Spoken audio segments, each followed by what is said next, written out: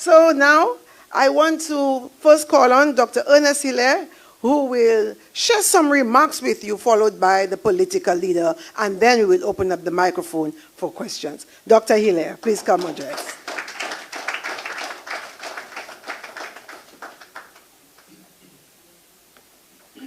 Thank you very much, Madam Chairperson, political leader,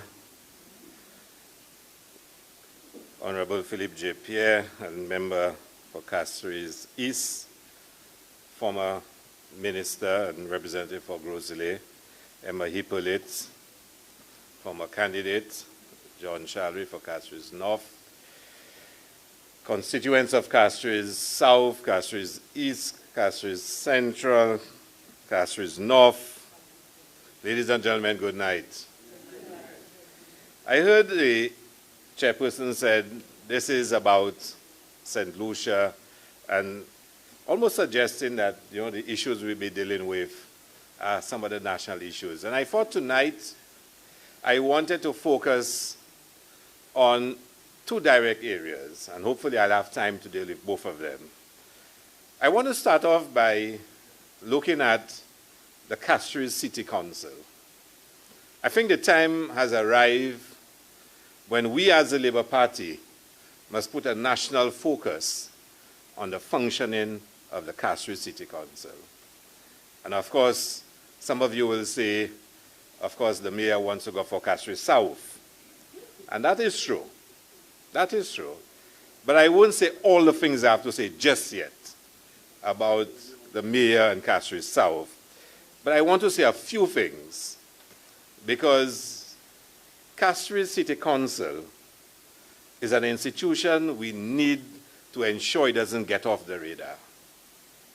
There was a time under the St. Lucia Labour Party when the Castries City Council was one of the best managed institutions in St. Lucia.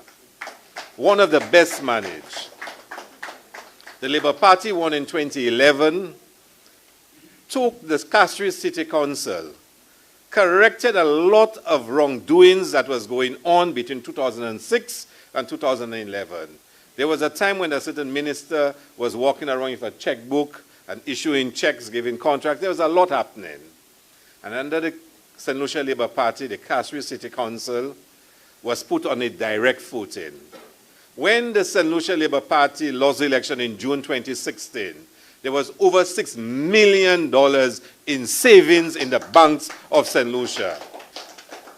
And there were comrades who said that that was a failing, because you should be using that money and spending it on the people and the constituency and not saving it. But the leadership that was entrusted with managing the Castries City Council wanted it to be a sustainable organization and to ensure that it can raise its own money and do what it has to do. There were shares in Lucilec. Things have gotten so bad, Castries City Council has had to sell shares that it had in Lucilec. And that money, from what I am told, is almost all spent already. This is the Castries City Council. Moved from being one of the best managed and organized with integrity to what it has become now. And we say a lot about Guy Joseph and Alan Chasney. The mayor is no different. No different. No regard for rules, for procedures. And the conduct and the management of the Castries City Council is something that will have to be subjected to scrutiny by the St. Lucia Labour Party. Has to be. And I want to share some information with you tonight about some of those things. First of all, I don't know if you recall earlier this year, a new law was passed in St. Lucia called the Castries Constituency Council Act. A new law was passed in St. Lucia. And I've already said to the political leader, and as a representative for Castries, we've all agreed that the Labour Party has to review that law. Has to review that law. I don't know if you're aware of it. Remember when you're growing up, St. Lucia had a certain number of districts? Remember, we have one city, Castries. We have Freetowns, we have Gros-Islet, we have Soufrière and Vieux-Fort as Freetowns. That law made Castries Central a city.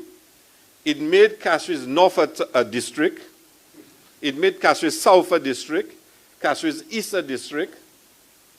So all of a sudden now, Senator, you have many more districts, and all the school books have to be rewritten and changed because we have, in Castries alone, we have about 4 new districts, according to the law, and I have a copy of it.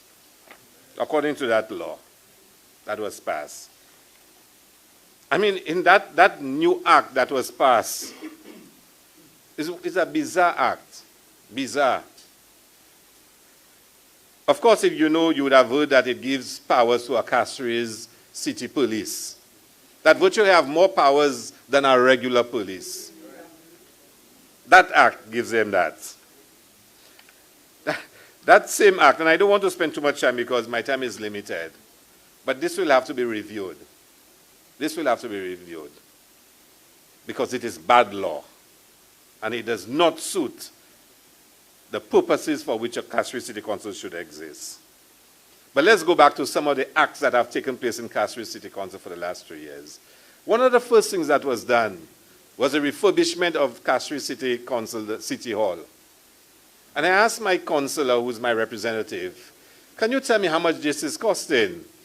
And he said to me, that has never come to council for approval. I said, what do you mean never come to council for approval?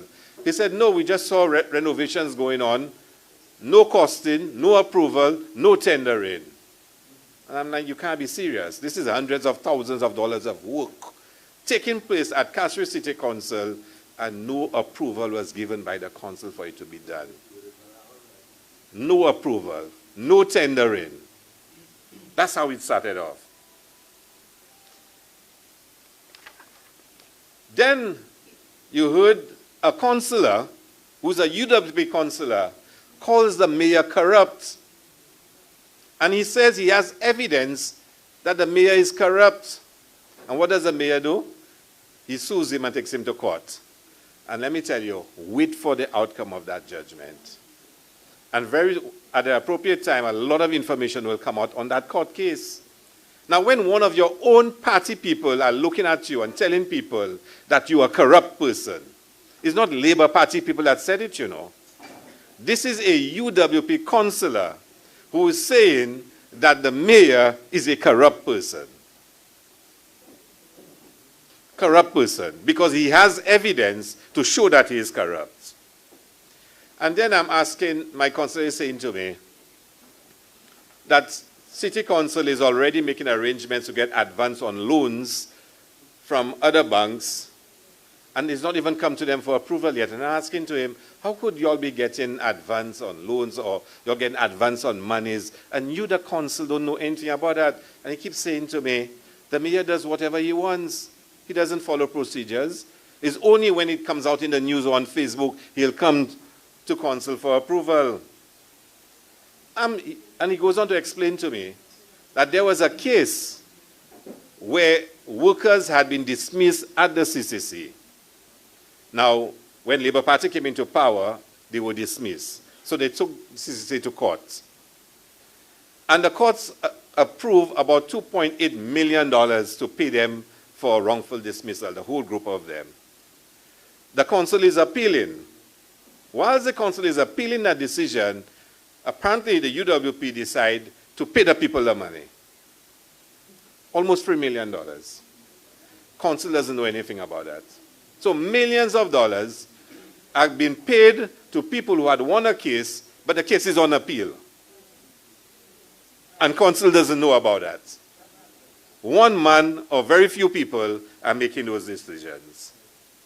And I'm saying, but this is bizarre. You can't run a state entity like this.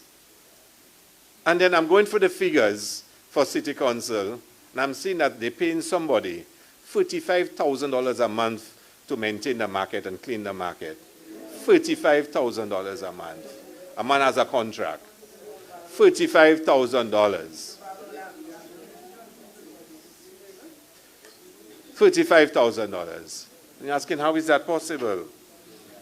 And of course, you all heard earlier this year that the government gave Fresh Start a direct award.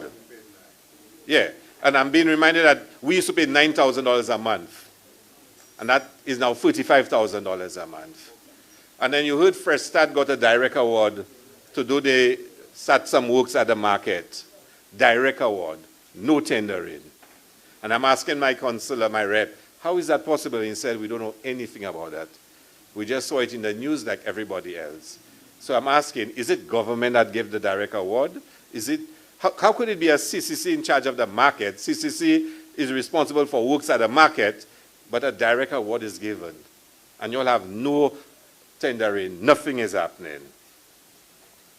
And I'm hearing further, a staff member went to England, got involved in all kind of shenanigans and bobble and all kind of story, comes back to St. Lucia, and then consul now has to pay a set of money on his behalf because he did things he was not supposed to do. And the High Commission in England had to pay monies on his behalf. What's going on? What's going on? And as if that's not bad enough, I'm seeing documents that over $100,000 was wrongfully sent to a company in Trinidad, and CCC can't get back the money. And Council did not even approve for that money to go to Trinidad. So somebody in Trinidad, somebody's getting a contract somewhere to do services for CCC. It never comes to Council for approval. The money is wrongfully sent to some people in Trinidad, and the Council has lost that money. Has lost that money. And you've heard a lot about my vehicle, and government says not my vehicle, and then I didn't pay tax on my vehicle. I want the mayor to tell St. Lucians a story about his vehicle, or the vehicle he drives as a CCC vehicle.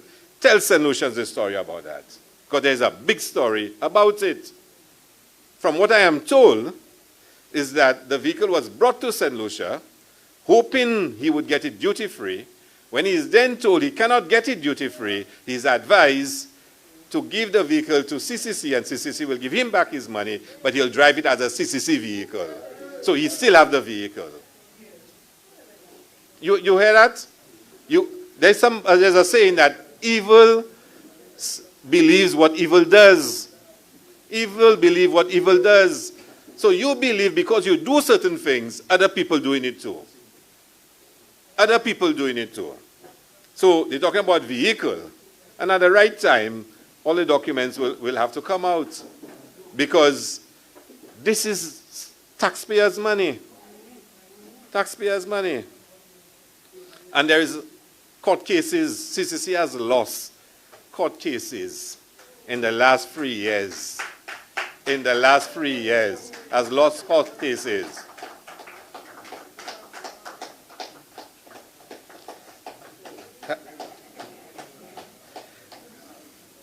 And the last case, the High Court ruling, Combi Deterville versus CCC, rule against the mayor for wrongful dismissal. And hear what the judge wrote, hear what was written by the master. The mayor's conduct was oppressive, high-handed, reprehensible, and an abuse of power. The mayor acted in clear disregard of the claimant's rights under the Labor Act.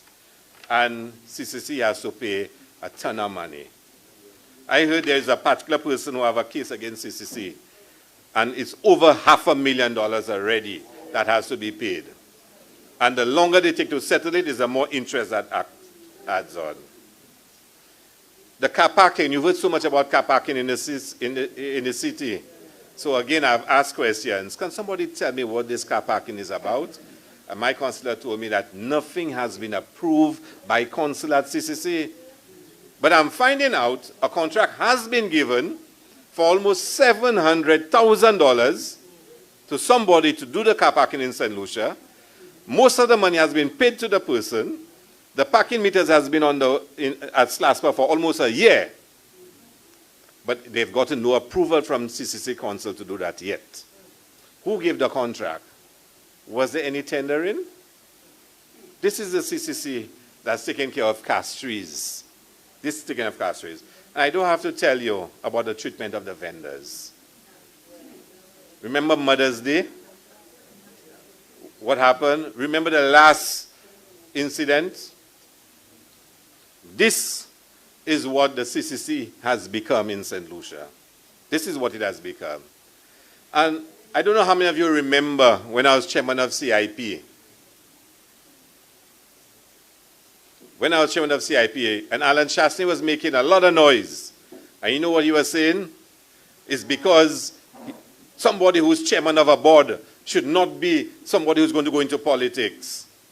But the mayor has stickers all over Cicero. Follow the mayor, I'm following the mayor. But that's okay. That's okay. So there's no issue of somebody now being chairman of a board. And people are getting little work all over Cicero, Castries South, from CCC all of a sudden. From CCC all of a sudden. But there'll be a time and place for everything. A time and place for everything. Of course, first of all, he has to fight with Mary Isaac. And if before he said when he finish with me, I won't be worth my salt. Now, you know, and today what I give you is the introduction. So if he come in, you have to know that there'll be a lot you have to answer to. But you have to beat Mary Isaac first. But we're not getting involved in that. That's their business. I heard he opened an office today in Marigot. Because he says he's in charge of Marigot. Now, how can a mayor open an office in Marigot? In Marigot. But he has to beat Mary Isaac, like I said. But let's not forget, and I want to move on to health, that Mary Isaac has been the worst minister in the history of St. Lucia. In the history of St. Lucia. So you have on one hand a mayor who's probably running one of the most corrupted agencies in St. Lucia now, and on the other hand you have the worst minister we have ever seen in St. Lucia. And let me tell you something, this health crisis in this country is painful. It's painful. And no amount of mamagaying can fool the people of St. Lucia that health is in crisis in St. Lucia. Let me tell you, I went to the hospital. One of my supporters from Fuasho called me and told me, Chief, come and check me. I'm in casualty. I'm there for 3 days. So I went to see him. He had a problem. Just 3 days he was in casualty. 3 days. No, he was waiting for an ultrasound. For an ultrasound. 3 days he waited. Down in casualty. And all he was giving him was Panadols. And his situation was getting worse and worse. And I eventually said to them, if he cannot get an ultrasound tomorrow at VH, I will take him to Tapia or somewhere else and do it for him. Because it's just not right. After 5 days, he got a bed in Ward 6. After 5 days. Whilst I'm there waiting, there's an elderly lady from Cicero in her 80s. She came there at 8 o'clock in the morning. When I went, it was after 5, something to 6. She was still there on the wheelchair, waiting for blood test results. And about 9 o'clock, they would say to her, she cannot go home, she has to spend the night there, in the same wheelchair. And she's there from 8 o'clock in the morning, in her 80s. The family took her home, and they said they'll accept responsibility for her. Now, that's my personal experience in one day at VH. That's happening every single day at VH. And I probably went on a good day. I probably went on a good day. This is the state of health in St. Lucia. And people want us to believe that things are okay in this country when it comes to healthcare. They want us to believe that. And let me tell you something. Every little thing they do is a big grand celebration. According to the political leader, they will have so many sword-turning ceremonies, they won't have sword in St. Lucia again. And it's true. You heard all this thing about the Soufrière Square, whatnot. We're not fighting over who owned it, whose idea it was. When the Labour Party started that project, it was for the people of Soufrière. Just for the people of Soufrière. But you finish something you stop for 3 years, and you want to make it seem like you just got 100 runs. Who can celebrate? That's what it is about. That's the new St. Lucia. And now, all over, they're talking about pedestrianization or pedestrianizing William Peter Boulevard. You know how many years we've been talking about that? So now it's the new big thing. So be ready. Healthcare is in crisis. Real crisis. We've been given deadlines after deadlines after deadlines when OKEU would open. It hasn't opened yet. We were told they would have health care insurance since last year. It hasn't come yet. We were told in the budget that by August, September, October, they will have the trial of health care with selected people. It hasn't started yet. Meanwhile, people are suffering and people are dying. Yes, dying at Vieux-Fort and in Castries. And they're pretending that all is well. And they can afford to do that because they have the means. When their family and friends are affected, they can go overseas. And they're pretending like everything is okay. And they believe they can use the propaganda machinery and make you believe that all is okay. And the day they finally open it, it will be the biggest celebration, fireworks and tutbagai, because they have accomplished so much. And the silent voices of the people who died and was mistreated will not be heard. And as St. Lucians, we must not forget that. This government, no matter what they do between now and the election, has failed the test. No matter what they do. When it comes to healthcare, they fail the test. Fail the test. They try all kinds of things to open OKEU. They say they bring in Cayman. They bring in privatization. Now they went back to exactly where Labour Party left it to them to just implement the document. Alvina Reynolds is there. The former Minister of Health is there. Exactly where she left it to just implement it. They're back there now, and you know what they're doing? They're implementing the same document Alvina Reynolds left behind. Same. And they want us to pretend as if all is well in this country. Now, I know my time is running to an end. Because I would want to tell you a bit about education and the sports academy. No, but tonight is your time to ask questions. Tonight is your time to ask questions.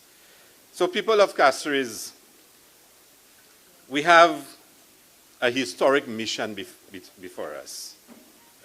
Castries must go Labour. Castries must go Labour.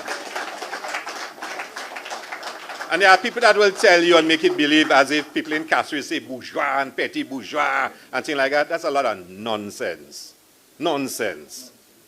You understand? When you go in Castries South and Castries East and Castries Central, you see suffering. The comrade is there, Stanley Felix. He can tell you about the suffering in Castries Central. Philip J.P. can tell you about the suffering in Castries East. And I can tell you about Castries South, how people are suffering right now under this government. Suffering under this government. Let me tell you, in 2016, I just became a parliamentary rep. Kenny Anthony's budget was still there. Assistance for school, there was about $80,000 for each constituency. They gave me about 30, they gave Mary about 50. I was vexed, I quarreled because I'm the parliamentary rep. But she recommended up to about 50,000, I recommended up to 30. By 2017, it went down to about 20. Last year, it went down to about 10. And last week they wrote us and told us each of us have 6,000. 6,000. You see, tomorrow, come to my office in Cicero. Parents, grandparents who need assistance to send their children to school. To send their children to school. To buy school books. To buy uniform. To buy shoes. Because school is about to open. And this government will give $6,000 for assistance. And you tell us all, don't even talk about T.O. Akin. Because you're just going to make me talk about another issue. T.O. Akin, you don't have money, but T.O. Akin says there will be no horse race unless they close down the garbage dump in Vieux-Fort. So the Prime Minister says it will close down immediately because he wants a horse race. He wants a horse race. And he told them to go and find a new garbage disposal site. I heard they looked left, they looked right, they had one, they identified one in Sorosel. Of course, you can't go and put garbage in Sorosel now. You see Professor Bradley Finney. So they're going to close down the garbage disposal site, come high, water, whatever, close it down. And you know what's going to happen now? All the garbage from the south now have to come up to Dayglow. All the garbage from the south have to come up to Dayglow. And our contractor actually issued a memo to all the people and said the price of transporting your garbage will go up by at least 3 times because they're closing it. And somebody told me they're buying 2 incinerators to burn all the garbage that's down there because Teoakin wants no garbage near his racetrack. So the people of St. Lucia have to buy 2 incinerators to take out all the garbage that's there, and all garbage from, until further notice, will be taken up to Castries, to Dayglow. Because Teoakin doesn't want, well, you can't have horses racing, because we all know there's something called the equine disease-free zone. We always knew that. The same way they needed a road. The people of St. Lucia had to pay $15 million to build a road by the racetrack. And you're telling me school children and parents are now reduced to $6,000? I don't know how much you're giving their parliamentarians, but we only got 6,000. That's the suffering that's taking place. That's the suffering that's taking place. Now, of course, we support investment, and the political leader is always saying it. The period when you had the most foreign investment in St. Lucia was under the St. Lucia Labour Party. So we're not against investment. But for us, the economy of St. Lucia must be first for St. Lucians, for the people of St. Lucia, by the people of St. Lucia, with the people of St. Lucia. Yes, when foreign investors come into this country, we expect them to bring their money. Not for our government to give them our money like they did with the NIC funds. The investor comes with his money. If you are going to take money locally, give it to local investors, not a foreign investor. And that's the difference between a UWP and a Labour Party. Because we put in St. Lucians first and foremost in what we do. So people of Castries, we have to work together. Castries Central, Castries East, Castries North, Castries South, Castries Southeast, for us to take over this basin. For us to take over this basin. Because whether anybody likes it or not, more than half of St. Lucia lives, way more than half live in the Castries. Well, Castries was the area. That's the reality. And the social degradation is too much. Too much for us to bear as decent human beings. Tonight I can tell you about housing. There's so many issues for Castries we can talk about. When I look at Banan, Hospital Road, Fuhasho, Old Cemetery, good lands, people living on lands for 30, 40 years, and they cannot own a piece of land. Just last week, and the lady, you know, she's here, but I don't want to point out, there's a landslide right next to her home, Monlatok. And if you see, the houses are built on the hillside, and when is landslide taking place already, you know what that means? You know what that means? But who's going to attend to that? Only the St. Lucia Labour Party will attend to that. Because we have the sensitivity, we have the feeling for ordinary people and the desire to address their issues.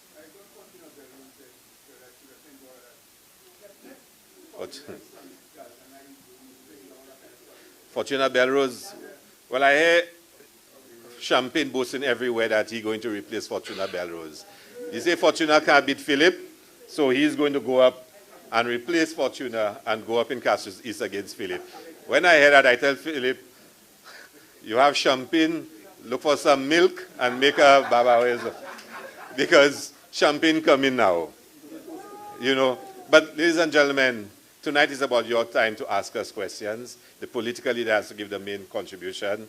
So let me thank you very much for coming here tonight. And I look forward to your questions.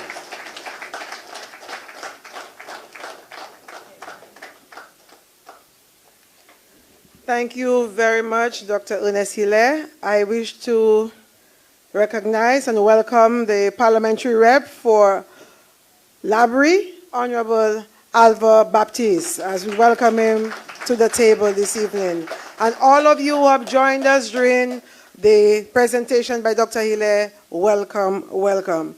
And imagine As I spoke to you and said, a lot is happening in the city: communication, security, transportation, land use, housing, sanitation, utilities. Dr. Hilaire spoke just about the Castries City Council and education, a little bit about his constituency.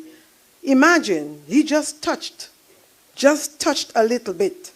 He didn't even talk about sanitation and garbage disposal in the city, and in Castries South and in Castries East. He didn't even touch on these. He didn't even touch on security, crime and violence. He didn't touch on these. We expect to hear from the political leader a little more, and then your questions. So, of course, like I said, think of your questions. What bothers you?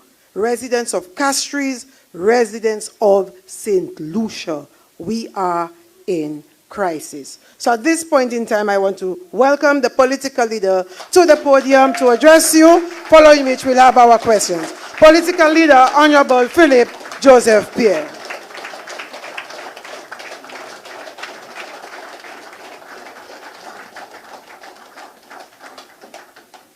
Thank you very much. Thank you very much, Madam Chairperson. Let me recognize my colleagues, the First Deputy Leader, the Honorable Alpha Baptiste, and the Parliamentary Representative of Castries South, the Honorable Dr. Ernest Hilaire.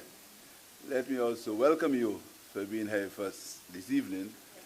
Let me make an excuse for the chairman of the party, the Honorable Moses Jabatis, who is in the U.S., and he asked me to send his regards, and he says he's watching you on Facebook, so just tell him hi. I noticed that the Prime Minister has a focus on Thursday. So the United Workers' Party has decided to follow us. We are the leaders, and they are following us. So the Prime Minister has a focus, and his focus is to talk about the social and economic development of St. Lucia. I have a few questions for the Prime Minister. I want him to answer a few questions, because he says he's open for questions, he'll be on Facebook, and I want to speak a little more about this Prime Minister and this Facebook and this social media, and who is paying for that. We're going to be dealing with that in a while. But I want the Prime Minister to tell us about WePay. Where is the investigation that he said is happening as far as WePay is concerned? I need him to tell us about that. I need him to tell us about the Pajora letter. We need to know who wrote the letter, if the letter was a forgery, or if the letter was written by one of his ministers. We need to know that. He needs to tell us about the hundreds of phone calls that were made when they were building or trying to build the Iwanora International Airport. You remember all the hundreds of phone calls, and you remember all the confusion when the cabinet ordered SLASPA to build the airport, and the bank said no, and all these calls. Remember that? The Prime Minister promised an investigation. In focus, the Prime Minister needs to tell us about that investigation. The Prime Minister needs to tell us about impacts. You remember he said that impacts would disappear. Yeah. He needs to tell us, where is impacts? Has impacts disappeared? Is impact still around? And I feel for the policemen and the people who are involved in impacts. They need closure. The Prime Minister needs to tell us what is happening to impacts. The Prime Minister needs to tell us about all these direct awards. He needs to tell us that the roads that they say they're going to build in Grosley, what's the cost? Who are the contractors? How they were chosen? He needs to tell us how the contractor was chosen for the road in Vieux-Fort, the $13 million road. And if you notice what happened just after the rains, you saw what happened to that road. The Prime Minister needs to tell us that.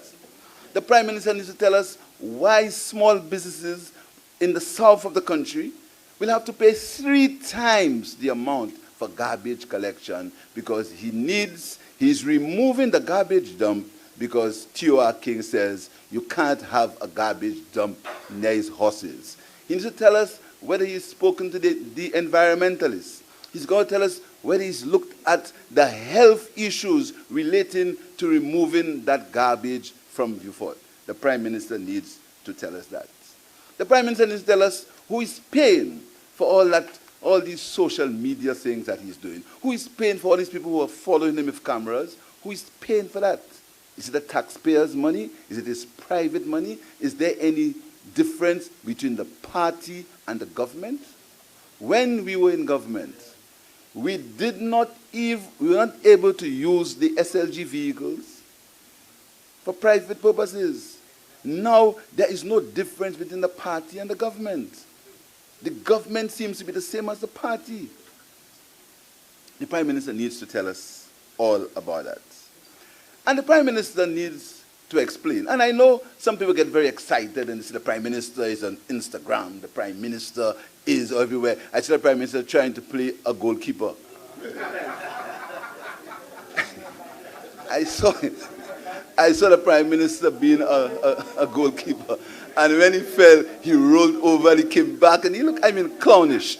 Now, I'll tell you something. If you want that from me, I'm doing that. I played cricket a long time ago. I play no goalkeeper. This is tokenism and this is bluff. And I'm not getting involved in tokenism. So, the Prime Minister feels the way to get the youth is by that tokenism. By taking pictures of them, by going to the parties, an all-black party, but he dresses in an all-white party, but he dresses in black. And he believes that is the way that he is going to influence young people. What I'm saying to young people, taking pictures with you does not deal with your education. Taking pictures with you does not deal with the fact that when you leave university, you will not be able to get a piece of land to build a house because all that land is going to foreigners. Taking pictures with you doesn't help you when you have your loan and you cannot pay it because you cannot get a job. Your parents have mortgaged their homes, and that happens every day. And you don't have a job, so you cannot pay the loan. Taking pictures of you does not help that. Taking pictures of you doesn't help you when you want to open a business, when you want to get self-employed. And our party has an entire program on a youth economy. And tonight, as I said, tonight is a time for you to speak. I'm going to tell you briefly what a youth economy means. A youth economy means that the entire section of the economy will be given to the youth to be responsible for it. We're going to talk to them. We're going to look at the businesses that they want to go into. We're going to finance them. And you'll tell me, where will we get the money from? Let me tell you quickly where we'll get some money from. They paid $30 million to some people from I don't know where they came from, Malaysia, called Permandu. They paid them $13 million direct award. That $13 million, here's what we would do with it. We would first of all get a group of young people in the arts, young people in music, young people in music, young people in sports, young people in modeling, young people in technology, the job that young people want. We'd bring them together. We'd get their ideas. And we would take that money and help finance them for them to open their own businesses and make a life for themselves and their families. We would take the money that they spent in Ojo Labs. And up to this moment, I have asked the Prime Minister, and I hope he tells us that in focus. How much money have you spent on Ojo Labs? Very simple. How much money have you spent on Ojo Labs? The Prime Minister hasn't said, and we hope when he gets in focus, he says to the public how much you've spent. So you see, I've identified to you by just 2 projects how we could get $45 million for the youth economy. Just 2 projects. And as we develop, we're going to speak more and more about the youth economy. I've shown you $45 million off the bat for our youth economy.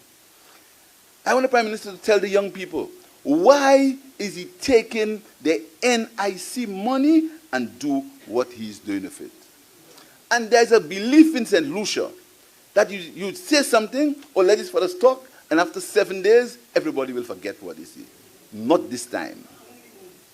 That is the belief. Let the jackasses bray, and after 7 days, they call it a 7-day wonder. After 7 days, everybody will forget it. We'll move along. We'll have a party. We'll have some festival. These days, St. Lucia's festivals every month, and everybody will forget it. But we're not forgetting. I am back on the NIC. First question. Who was the owner of the land? Who had the yen on the land that the carbon investment is on? Who had the yen on the land that the carbon investment is on? First question. Second question. What is the interest rate on the loan? And when will the loan kick in? When will you put the money in the company? Is it before, during, or at the latter end? Third question. What is the return on investment? What is it? They just say there is a great return on investment. What is the return on the investment? How much money will you get from that investment? The Prime Minister, when he gets in focus, he should answer these questions. Because when you speak about young people and taking pictures of them, and the NIC money is in jeopardy, the NIC doesn't belong to us. We are going to benefit. But there's the young people of the country who are paying the NIC money now for us and for their future. And we've told you, and the first deputy leader re-emphasized at the last meeting, we told you, and before I end, I'm going to tell you the state of the NIC in St. Lucia, the actual report on the NIC, and nobody is saying that. Nobody is speaking about that. But this Labour Party will speak about it. So what is the latest? My colleague said to you, a suffrage square. And you believe that the suffrage square is heaven came down.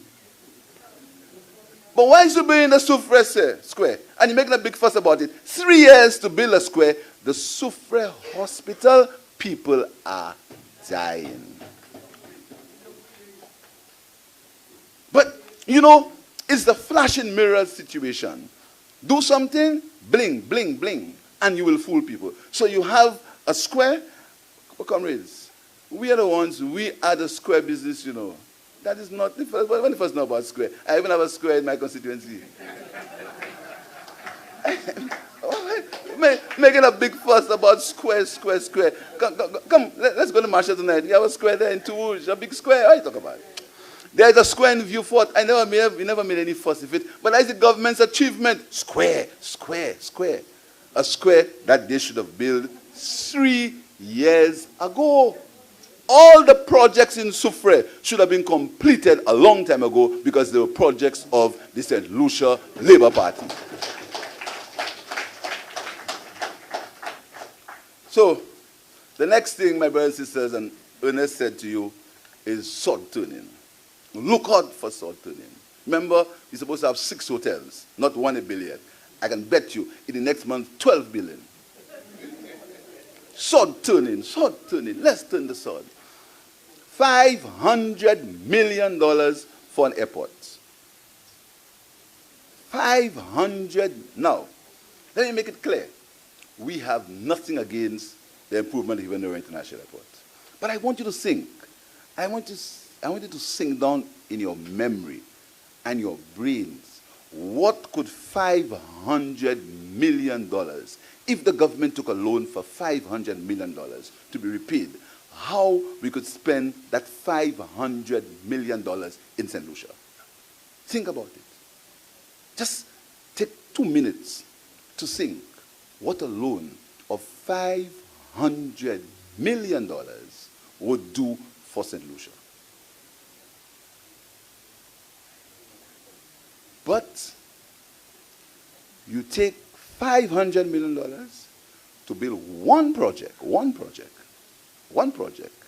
whereas you could get that same project built without putting a cent of our money, and we could share from the benefits of that project. If the government thought that project was not negotiated properly. The PPP wasn't properly negotiated. They could have opened the negotiations again. They could have done that. They could renegotiate. They could look at different terms. But no. They insist and they refuse to even consider. The IFC said to the government, let us manage a project for you. You want to build it yourself? Let's manage it for you. Let me manage it for you. No, they said no. And up to today, we do not know how the contractor was chosen for a $500 million project in St. Lucia. Up to today, we do not know. $500 million could complete St. Jude's. It could cause the new OEKU hospital to open. It could build a new hospital in Soufrière. It could upgrade every health center in the country. It could build, it could improve, it could build the Grosile Castries highway. It could fix most of the roads in St. Lucia. It could build it could give laptops to every child in every school. It could fix every school in St. Lucia.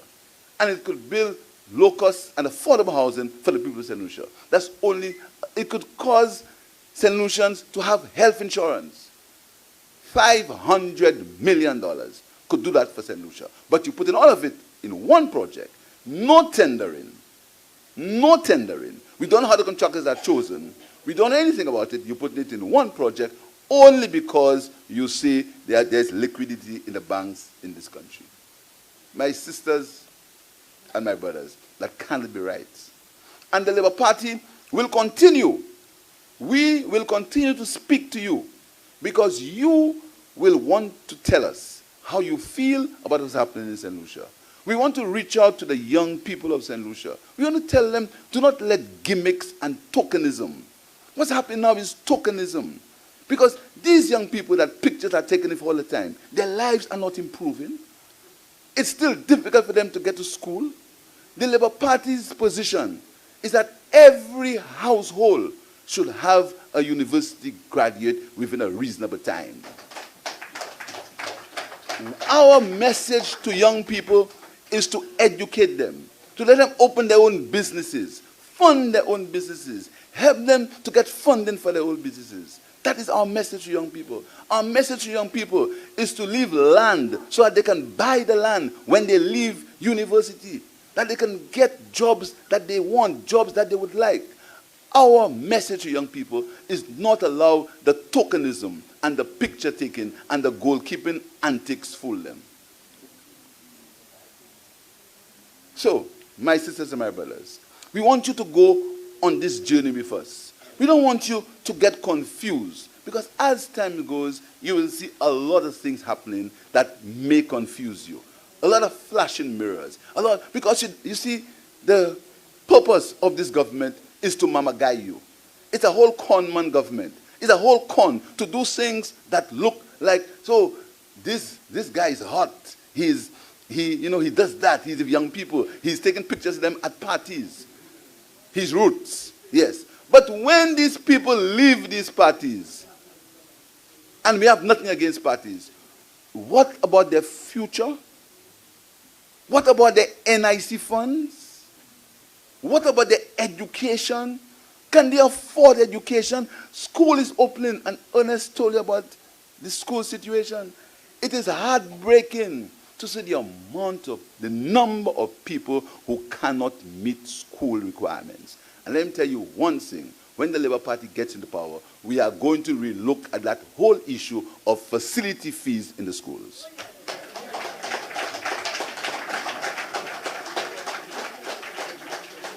We are going to relook at this whole facility fees because these facility fees means that the education in St. Lucia is not free. And talking about young people and education, we are the party. We were the party. And sometimes we want to forget these things and we have convenient memory loss. When you're talking about young people, we were the party who stopped young people from going to school half day. We are the party did that, we seem to forget that. We were the ones who stopped the half-day school, the shift system that may be a cause of many problems you have in St. Lucia today because people went to school half-day. We were the party who did that. We were the party that dealt with universal secondary school education, that put every young person in a secondary school. We were the party, and that was a work in progress. We were the party who did that. So we have nothing to be ashamed of when it comes to young people. When it comes to young people, we will not fool them. We will not deal in tokenism. We will not deal in bluffing them. We will deal with reality, and we will deal with improving their quality of life now and in the future. That is our position on young people. And as we go, as we develop, we are going to tell you much more about our plans and our aspirations for the young people of St. Lucia, and how we want to make St. Lucia a place for St. Lucians to feel happy about, to be proud about. We want to have a government that will ensure that there is equal opportunity for all the citizens, not for privileged few. We want a St. Lucia where health care is going to be affordable for everyone. We want a St. Lucia where a government will not allow a hospital to remain. I want to ask you a question. What is the difference between now in repairing the hospital and repairing it 3 years ago? What's the difference? But no, you must, and I understand they have been given in the contractors. That's another story. How did they choose the contractors for the St. Lucia Hospital? That's another story. They have been given instructions that come hell or high water, they must finish the hospital in 4 months.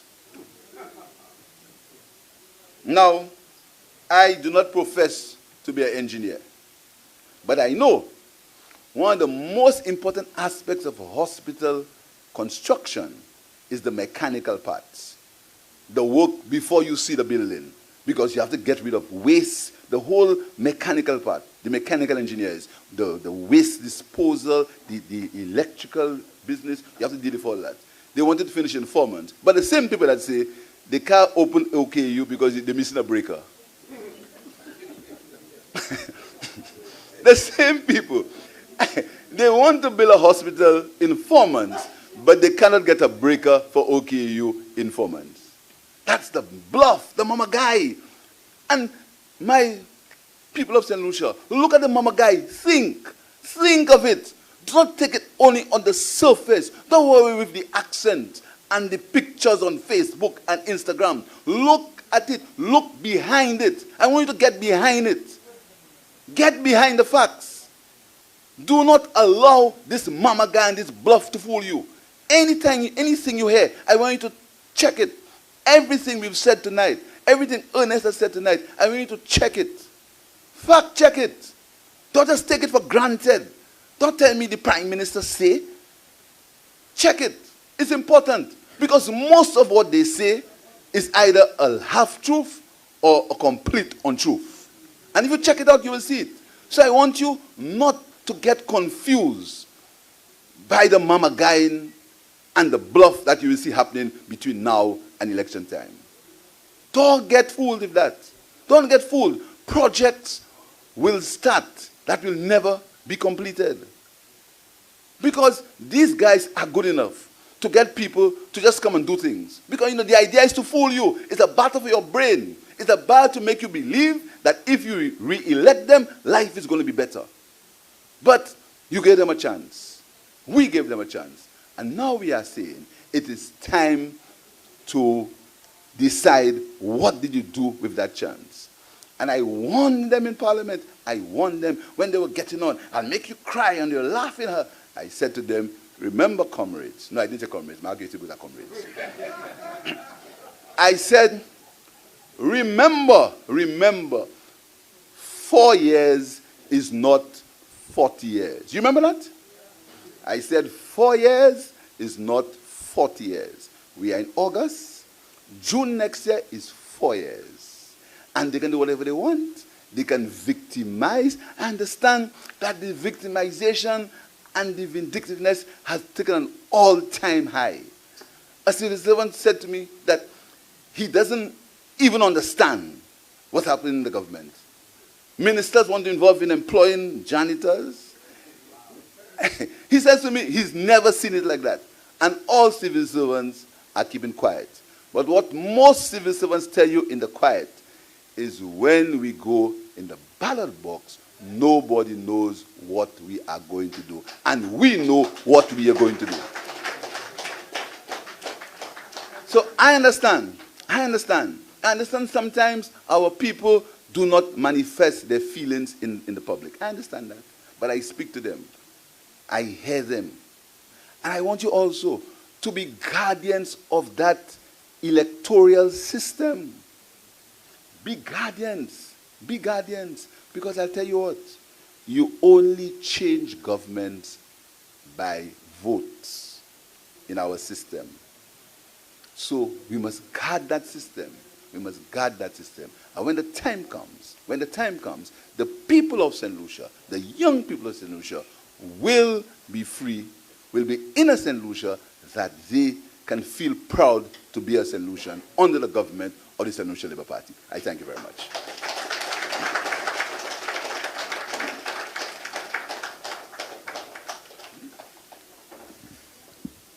Thank you, political leader. Citizens, sons and daughters, you have heard from Dr. Ernest Hilaire, you have heard from the political leader. Now, whose turn is it? Whose turn is it?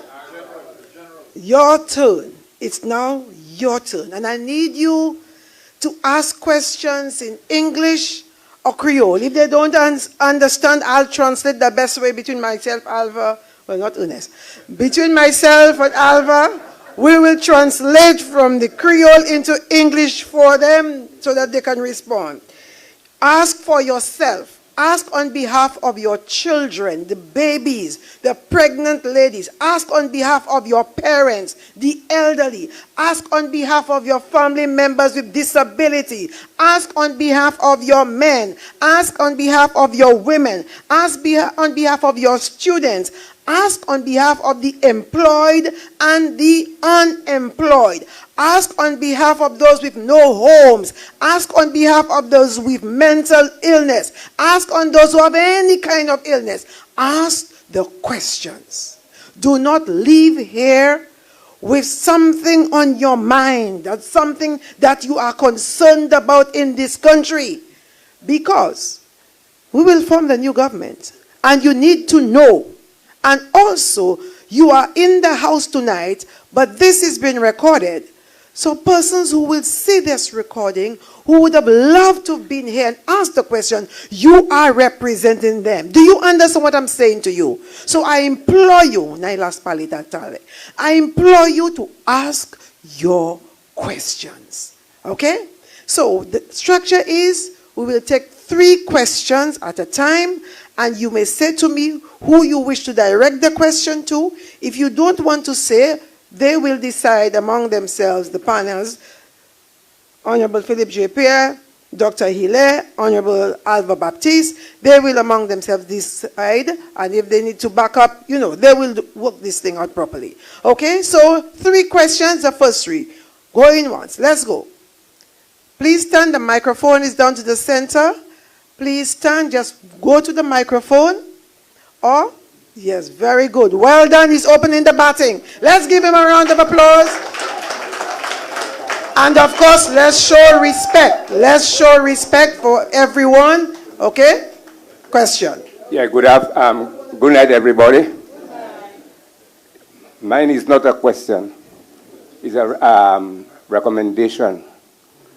I'm calling on Mr. Philip J. Pierre, political leader, that when he get into power, that the whole question of I could recall in 1980, 81, Dr. Kenny Anthony, when he was Minister of Education, had a national consultation on education.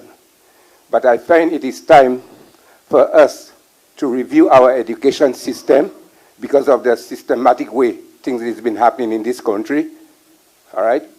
Especially where crime is concerned and many other matters. So I'm calling on Mr. Philip J. Pierre. That's one of the aspects of I would like to see when he got into power, a national consultation take place. Thank you very much. Okay. Thank you very much. Honorable political leader, do you want to comment? He has asked for a review of the education system, what is happening. He has issues with security, he has issues with school dropout and what is affecting young people. So he wants you to review the education system and review what is happening with young people in schools. Any comments from the table? Noted, noted, my dear brother, it is noted. Question, comments? I see a hand to the front. I'm very pleased the men are on the floor tonight. Well done, my brothers, well done. Let's give them the encouragement. Come on, people. A very pleasant good night to all. There are two concerns of mine that I would like to raise. The first is security, and the other is, what's the name of this airline that one that's, Virgin Atlantic, right?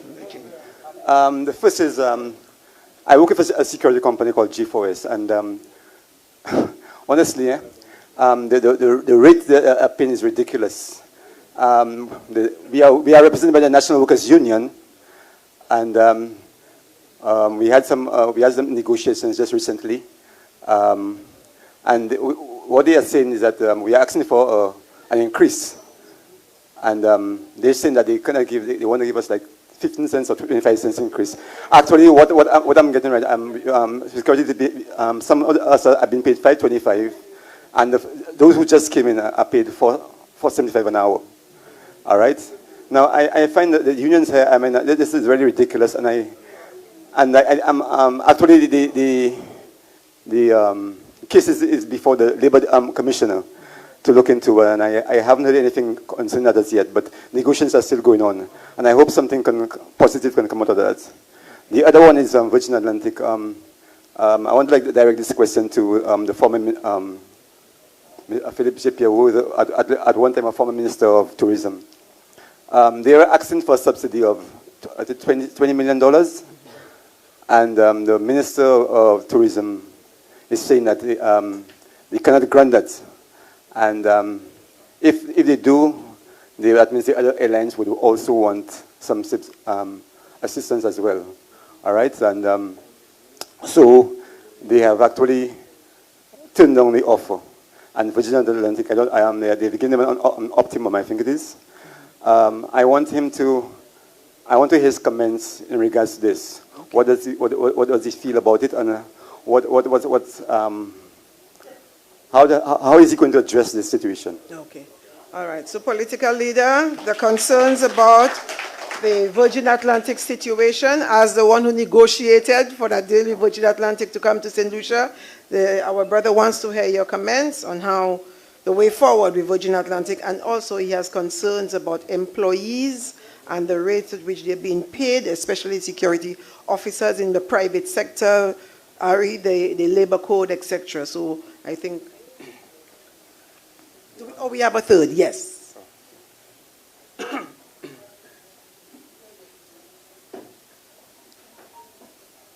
Mr. Political Leader, Mr. Political Leader, Mr. Representative for Castries South, Mr. Representative for Labrie, I want to piggyback on one of the points that the brother made. And I want to remind you that the Labour Party was born from the labor movement. The Labour Party was born from a workers' struggle. Now, it is a shame, a downright shame, it's a honte, in the 21st century, that people in this country are earning less than $400 a month.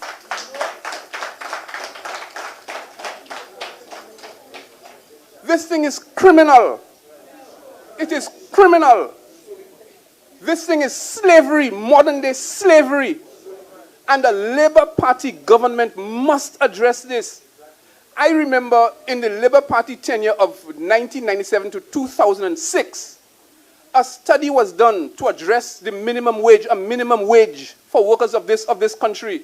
And somewhere down the road, this thing was shelved because I strongly suspect the so-called Chamber of Commerce came in and started making all kinds of statements, negative statements concerning that. We can no longer afford to ignore this. This is before us and it needs to be addressed in the same way that you mentioned that these facilities' fees must be addressed because it means that education is not free.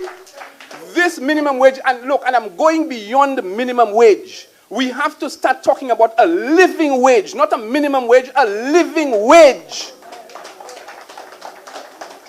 And even if under a Labour Party government, this thing has to be phased in over a period of time, but a Labour Party government must address this. We have to make it better for our people. We have to introduce a ways and means that our people can live as St. Lucians, can understand and believe that they are St. Lucians. Because what is happening today is that our people, a lot of our people, no longer consider themselves to be St. Lucians living in their own country. Because we have so many things happening where other people are coming in, whether we're talking Malaysians, whether we're talking Chinese, whoever. And they are more St. Lucians than us. So again, I want to say, témoin essaie dit ça en créole. Il allait pour un gouvernement les bas, parce que UWP pas qu'à faire. Il allait pour un gouvernement les bas. Point à sous compte koyo pour garder salaire Jean Saint-Licy. Parce que bagay la qui aller à côté Jean pays à kajwen moins passer $400, moins passer $500. Ça c'est criminel. Ça c'est un slavage. Et quand gouvernement le bas, nous n'y pour bout de ça. Merci.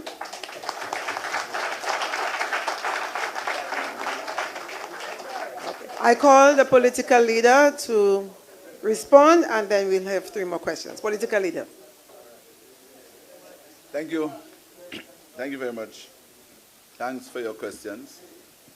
The first question on the education, the re-engineering of education, we agree, and this is something we can look at. But as you know, I hate saying that, but that's a fact. Sometimes we in our party, we are ashamed to talk about our achievements. We are the ones who had the New Education Act.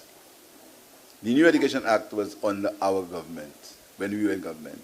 You see, the Labour Party has achieved quite a bit, but we seem, as a party, either not to remember, and that's good.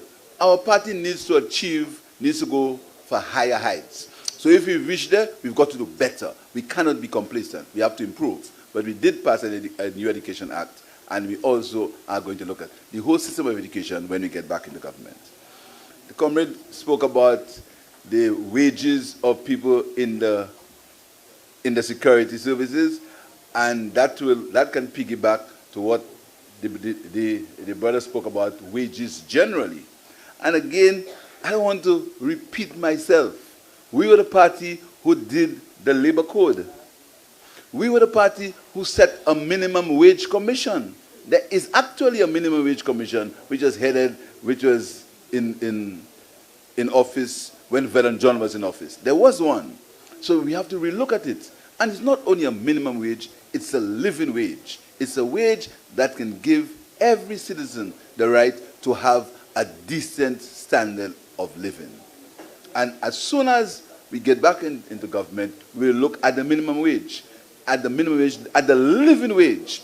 And it's something we will do with consultation. We're going to do the consultation. We're going to bring all the parties together and we'll consult on it. But we think there is need in St. Lucia for a living wage because it is really something, it's heartbreaking to have people, as you see, to working for $400 a month. That's not possible. And I see it every day. I see people come, and that is the difference between leaders who understand people, leaders who live with people, leaders who know people, and leaders who parachute. That's the basic difference. We feel it. Every man and woman in our party understands it. So we look at the idea of a living wage. The Virgin Atlantic Airlines story, to me, the Minister of Tourism, because there are two Ministers of Tourism, eh? There are two. There is one that's the Minister of Tourism, and there's the boss of the Minister of Tourism. So we have to find out which one. I think that was handled badly. Because the minister went on television and he said, it's only 7%. And he almost wrote it off as if that's insignificant. That's nonsense. I mean, Virgin Atlantic did not come in. We looked for other airlines. When the other Minister of Tourism came, he said different. He said the idea hasn't been closed and they will relook at it. I think the government should continue negotiating with Virgin Atlantic. And we as a party, we are in touch with the officials at Virgin Atlantic.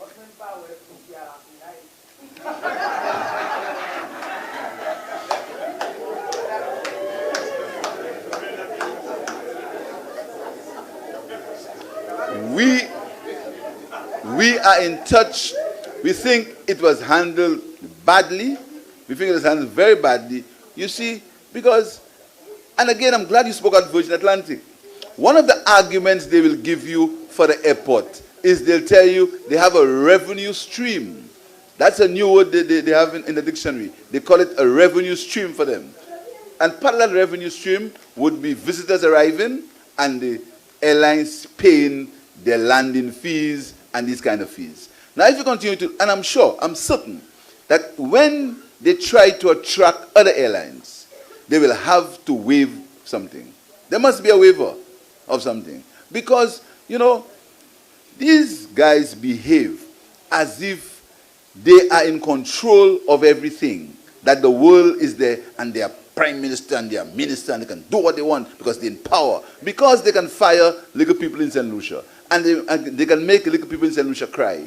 That is not so in the international world. And when Virgin said they wanted the money, Virgin said, if you can't pay me, we are going to go. A Labour government would handle it very, very, very differently.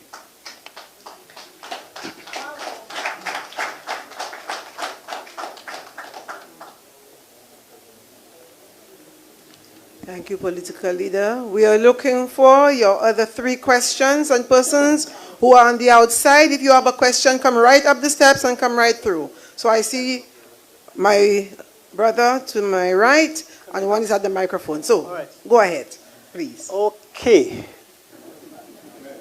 I understand that you had no growth under your government. And in 2 years' time, the present government had 3% growth.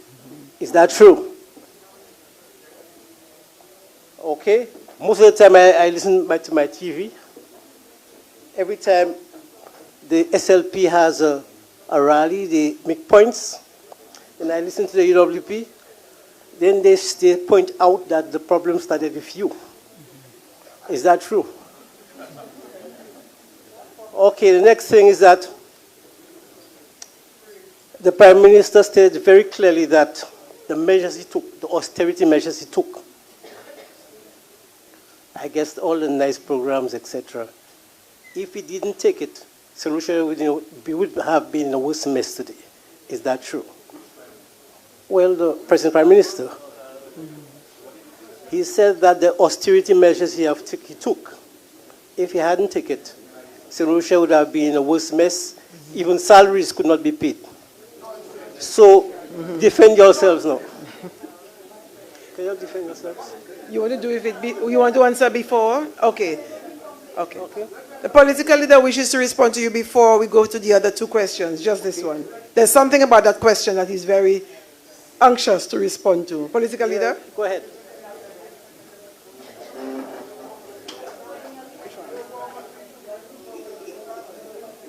I'm very, very happy that you brought up this question about growth in the economy and what they inherited, etc. That's a very good question. Very good question. I want to ask you,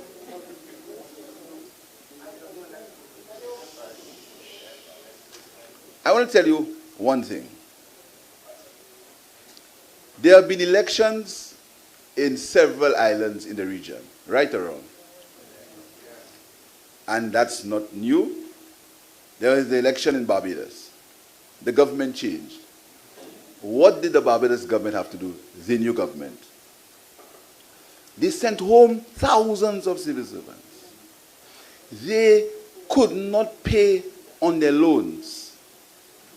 The banks in Barbados, their debt with the government now is something that they are negotiating. And because of that, they've got to increase all their fees.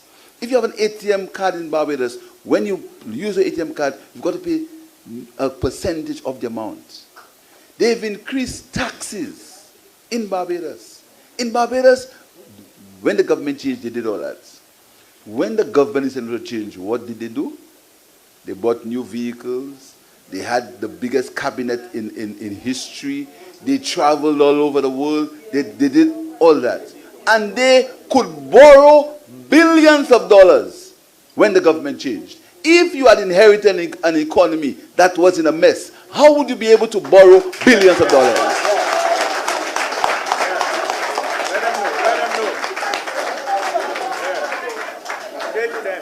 You know where the austerity was? In sending the nice workers home. That's where they had the austerity. If things were so bad with you, how could you have these direct awards to bring poor and due people from Singapore, where they come from, Malaysia, and pay them $30 million? If things were so bad, how could you give your friends to build roads by direct award costing millions of dollars? If things were so bad, where would you get that money from? Where would you get it from? So this idea about the government inheriting, but I'll tell you what we inherited. I'll tell you what we inherited. Because, you know, I've challenged the people who speak about the economy.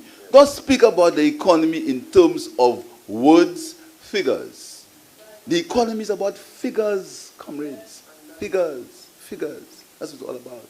What was the deficit when we got into power? Current account deficit, the net deficit, what was the balance? What was it when you got into power? In 2011, what was the deficit? What did you inherit in 2016 when you came into government? Did you not get a debt to GDP ratio that was rebased? So what it did, it closed down your percentage. Didn't you get that? Didn't you get an economy that had begun to show signs of investment? Didn't you get the Royalton Hotel? Didn't you get the Harbour Club Hotel? How many hotels have you built in your 3 years? No, we have to answer these questions. Because you heard these things about we inherited. Tell us what you inherited. How you could inherit and you could borrow. How you could inherit and you didn't have to do anything with civil servants. How you could inherit and you could have the largest cabinet in the history of St. Lucia.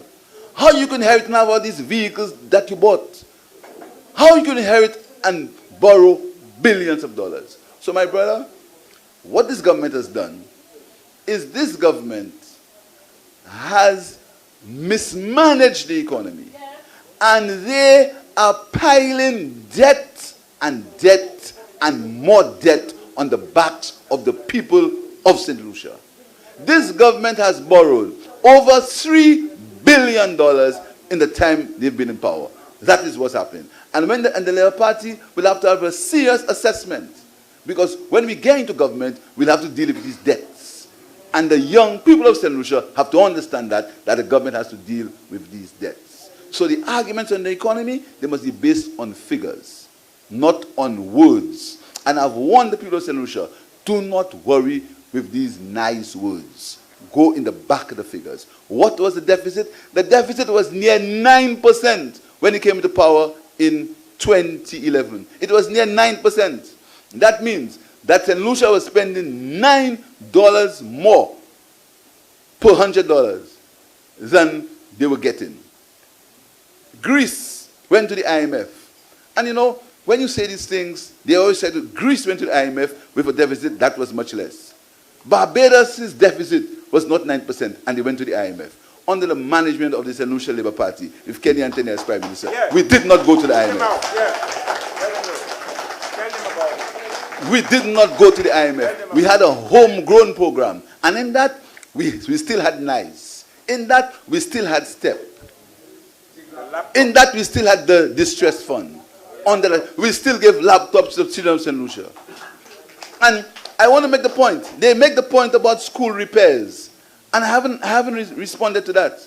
They say we only had $1 million for school repairs. My brothers and my sisters, with my $1 million, and I had a little more, we did more for school repairs than they did with their $10 million.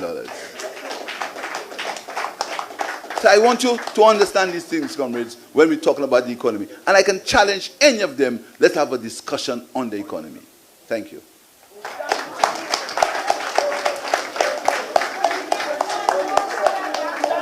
Okay, thank you, political leader. I see one question and I see a hand to the back. Okay, so we have two questions.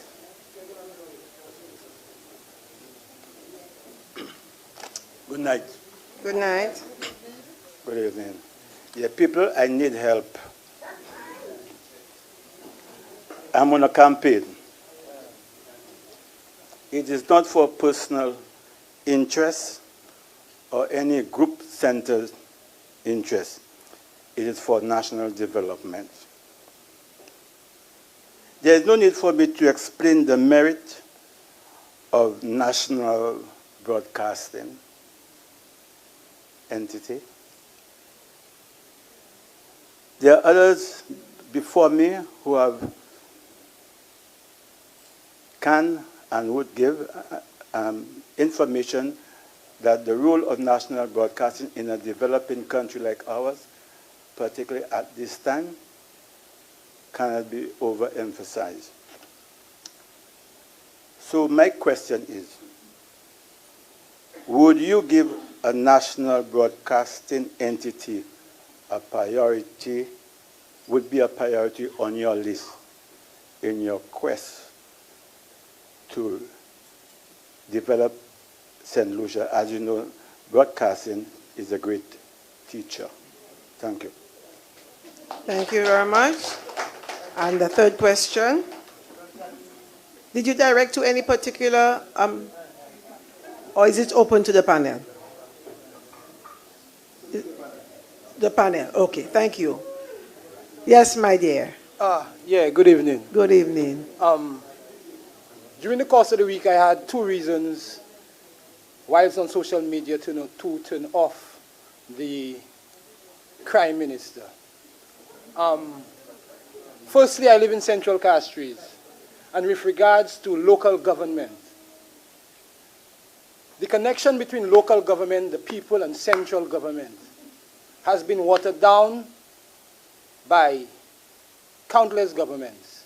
Would this St. Lucia Labour Party, and I am certain they will get a 2/3 majority, commit themselves to elective local government? The reason for local government, as long as local government remain an extension of central government, it is ineffective.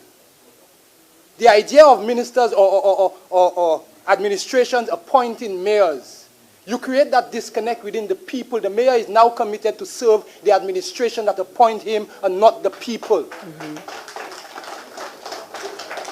Would this St. Lucia Labour Party government commit itself to elective local government? Secondly, the St. Lucia Labour Party government missed a chance on its first round, 16-1, a 2/3 majority, to deal with the Constitution. A number of the things happening now would not have happened had the Constitution been dealt with effectively.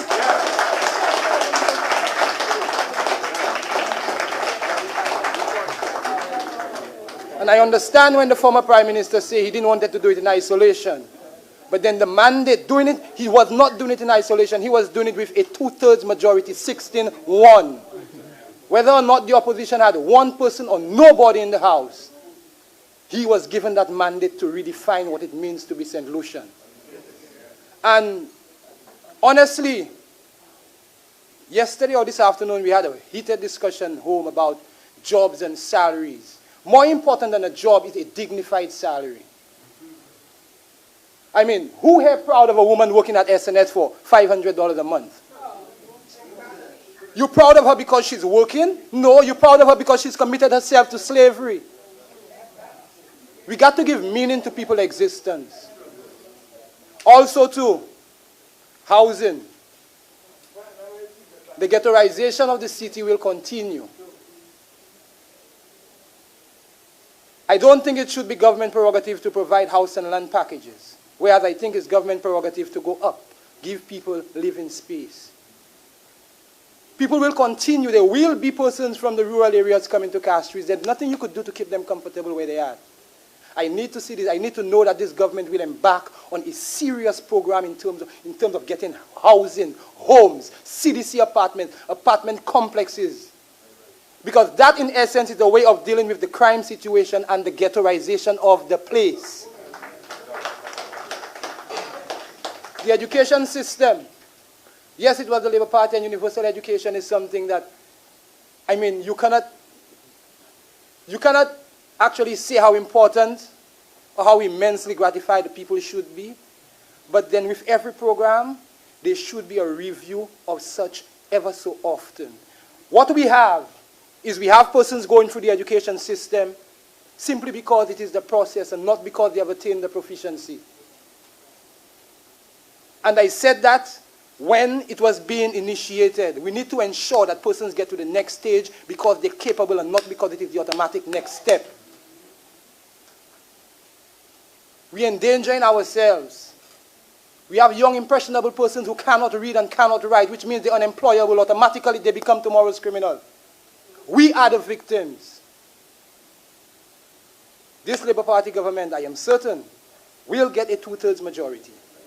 But then what they do with that 2/3 majority will define whether or not the democracy is even worth it. Thank you.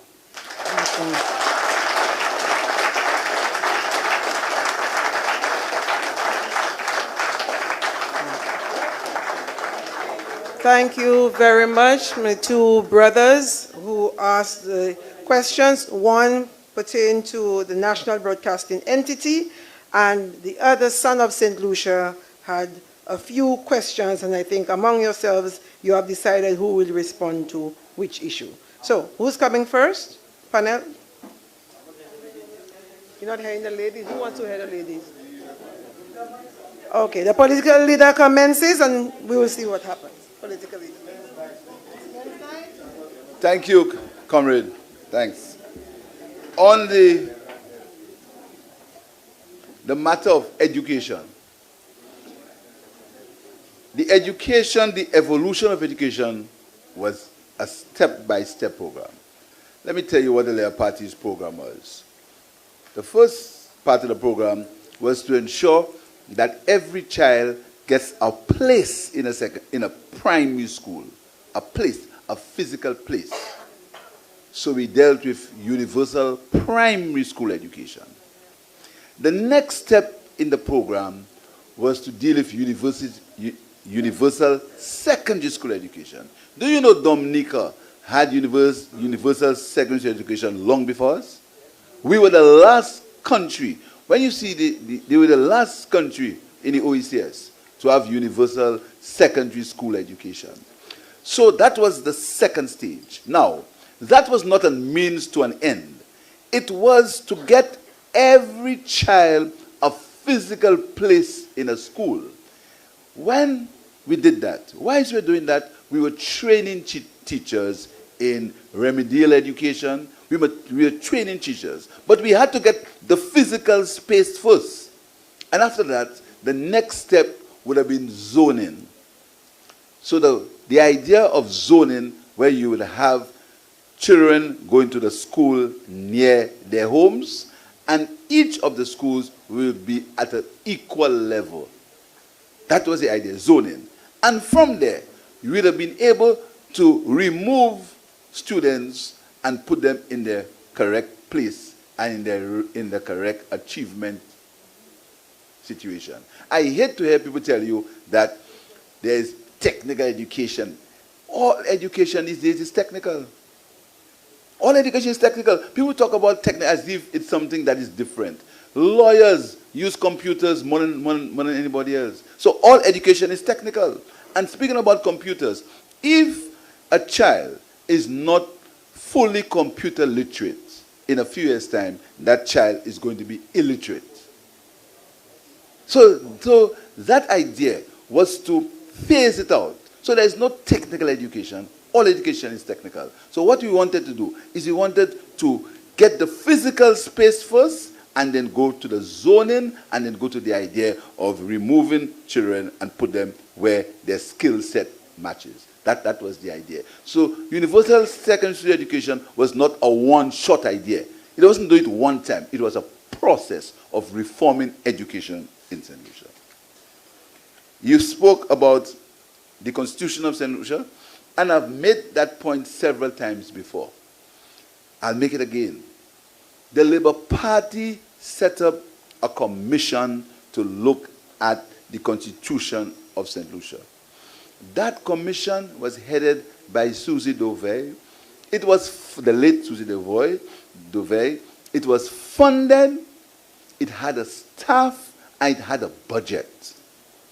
They had several meetings, including meetings out of the country in New York, in London, in Miami, with people in the diaspora. They prepared a report. The report was debated in Parliament. In that debate, parliamentarians, including me, we raised some issues about that report. The then government, and if you look at the records of Hansard, you will see it. The then government at the time, the government of the St. Lucia Labour Party, we said, let us form a bipartisan committee comprised of people of both sides of the House, and the leader of the opposition and the Prime Minister would nominate people from other sectors of the economy, of the country, the trade unions, the private sector, etc. And they would look at that draft, they would look at the comments that were made by the people like me and other people in the parliament, and then they would come out with a revised draft and a revised constitution which would come back to Parliament for further discussion. That happened in the year 2011. We lost the government on June the 6th. When the new government came into power, there was a panel discussion at the GIS. I don't know if you remember that. And I was there with the Prime Minister, and we spoke about the Constitution. And I committed the Labour Party to a review of the Constitution of St. Lucia. I committed the Labour Party. And I nominated 2 people to be on that commission.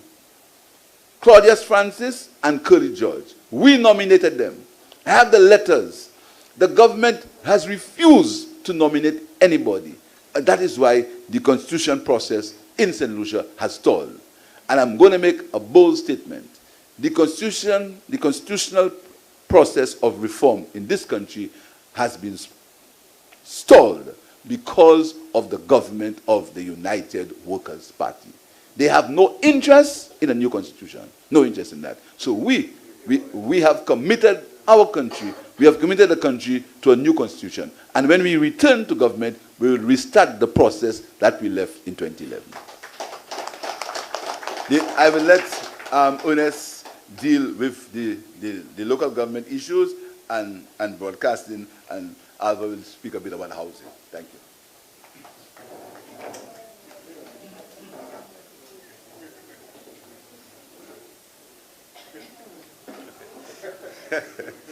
Thank you very much, political leader. And I want to say something about the constitutional reform before I go on to local government. Because when the Constitutional Reform Commission was set up, I was the representative of the St. Lucia Labour Party on that commission. Now, I've heard many people said, Labour Party at 16-1, we could have changed the Constitution. Labour Party could not just change the Constitution on its own. And being a commissioner myself then, it took longer having all the community meetings, all the meetings overseas, all the meetings with different agencies. Because if you're going to change a constitution, you need to have extensive discussion and dialogue to try to come up. And I can tell you, the number of recommendations the commission got, by the time they write the report, I had left to go to do my PhD. There's just so much information and so many different views. And therefore, Labour Party could not have done it in that short space of time. And in fact, what we've learned is that other countries that tried it, Antigua, St. Vincent, the constitutions got rejected. Everybody wants the constitution to change, but once it's not what they want, they're rejecting it. So let me explain to you in practical terms. There are people that want and they support hanging. And there are people who don't support hanging. If you put in the Constitution, you're safeguarding people's lives, and as a country, it's unconstitutional to hang. There are people that will support 99% of the Constitution, but because they support hanging, and it contains an abolition of capital punishment, they'll vote against it. Now, you, on the other hand, you don't support hanging, but you support certain sexual rights. And the Constitution guarantees rights to everybody regardless of sexual orientation. You'll vote against it. So you understand the difficulty of changing the Constitution. Because there'll always be something that you're against, and if you're against it, you'll vote against a new Constitution. So the work towards reforming the Constitution, I'll tell you, I'm a big supporter of reforming the Constitution. I'm a Republican. I don't support monarchy. There are a lot of things I don't support we have in the Senate. There are a lot of things I wish we would just change in our Constitution. There are a lot of rights I believe people should have that should be enshrined in the Constitution, more than what we have now. But that's my view. I might have colleagues next to me who don't support some of those views. So it will take a lot of time, a lot of education, and a very clearly defined path how we're going to change our Constitution. And that's linked to local government. I was also on the Local Government Reform Commission representing the Labour Party. It was headed by Cletus Springer. Because the Labour Party had decided it wanted to reform local government with a view to introducing some of those suggestions that have been made. And that's one of the views, but there are many other ways of doing it. For example, you don't necessarily have to have local government as we know it now. So, for example, one of the recommendations somebody made was that the Senate should really be elected from local government. Right now, our Senate is nominated. Why are you nominating people to be a Senate as a rubber stamp? Maybe it should be the mayors of every constituency now sits in the Senate, and that person is elected. There are some people that tell you local government should be elections, but any and everybody can take part, including teachers, policemen, any and everybody. So they have different views about it. Now, I strongly believe in strong local government, but we have to find the right formula that can work, and I'm glad the political leader is saying that a Labour Party, and I think a few persons have supported that view, we need to revive local government. We need to revive it and to make it more meaningful. And I can tell you the Labour Party started constitutional reform, started local government reform, and we have to make a commitment for us to complete those processes. We have to make a commitment. I cannot tell you it will be elective or it will not be elective. That has to be the will of the people. I have my personal views on it. But I agree with the political leader, I support him on it. We have to reform the Constitution of St. Lucia, and we have to reform local government. We must give people more of a say of what happens within their communities. And there's no two ways about it. Power to the people and hold office. They will follow you to hell. I have no intention of going to hell. Correct.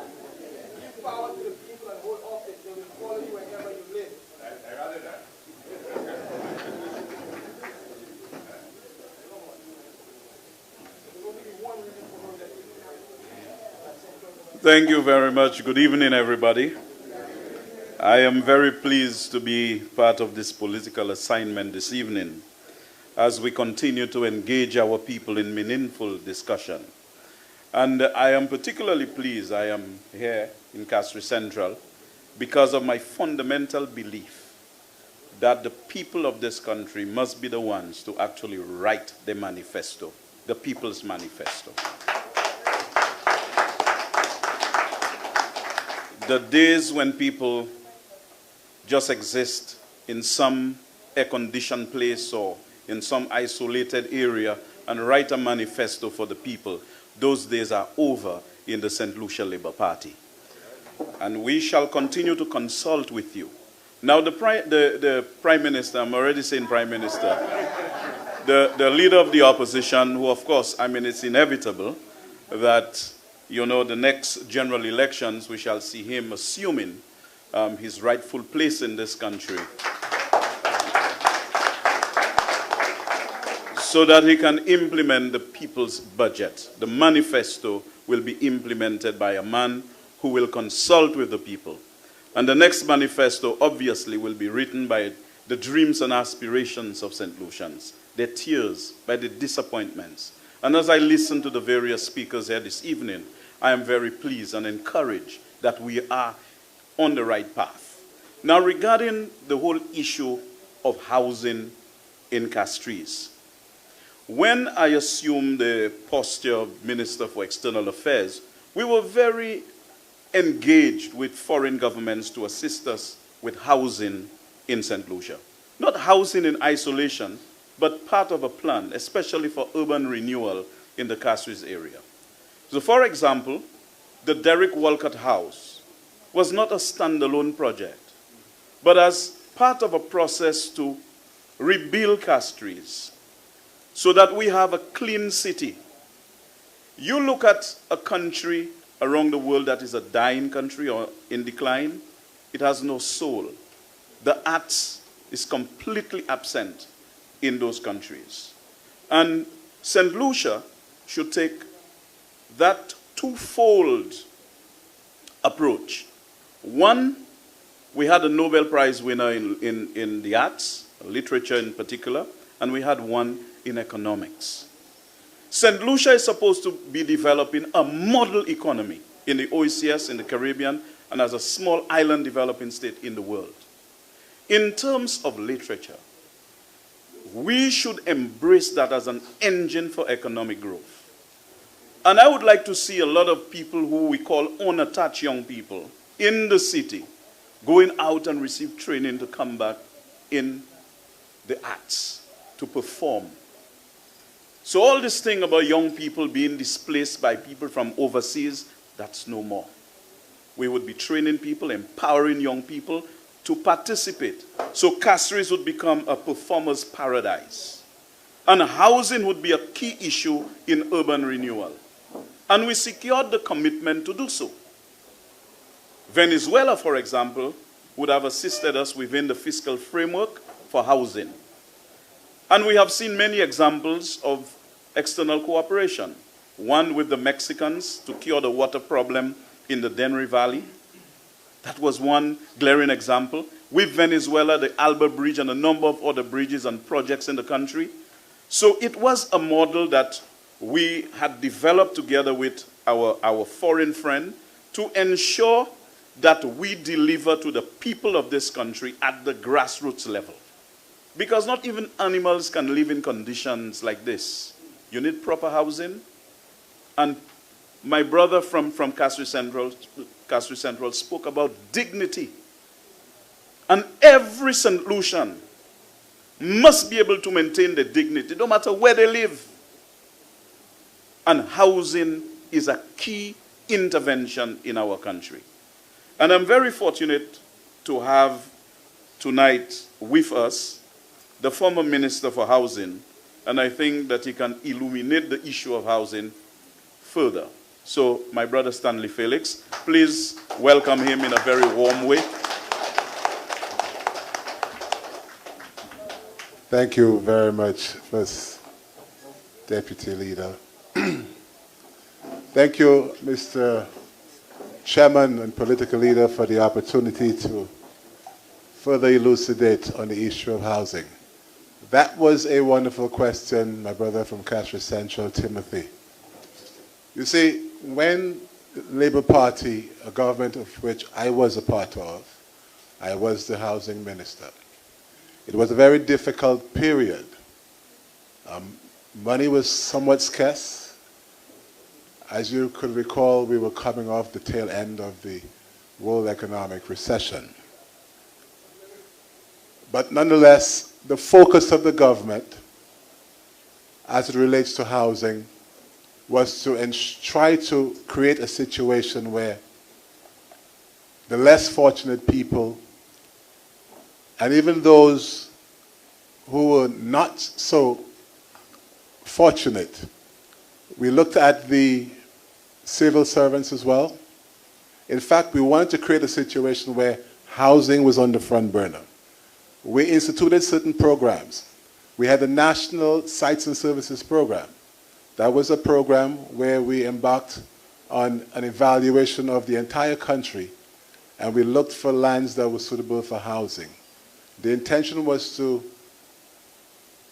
make those lots serviceable, put in the necessary infrastructure, and making those lands available to first-time would-be homeowners.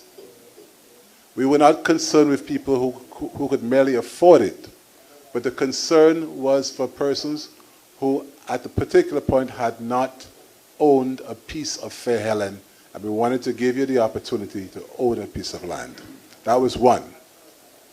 Another intervention was the Crown Lands Rectification Programs. I'm not sure if many of you know about that. And the idea behind that was to free up lands that was currently within the ownership of the government. Most of those lands were lands that persons lost to the government after what is called the Land Registration and Titling Project, which was sometime in 1984, 85. Okay? That was a time when we went, where the country sought to give every landowner a title. So lands became identifiable by way of title. That is where the whole idea of your land register came in. Okay? It's a registration document which demonstrates your title, and if you owe any money to the bank, whatever, it's on that document. And in that within this project, there was a stipulated time where if you did not claim the land that you own, you would have lost it. That was given legislative power.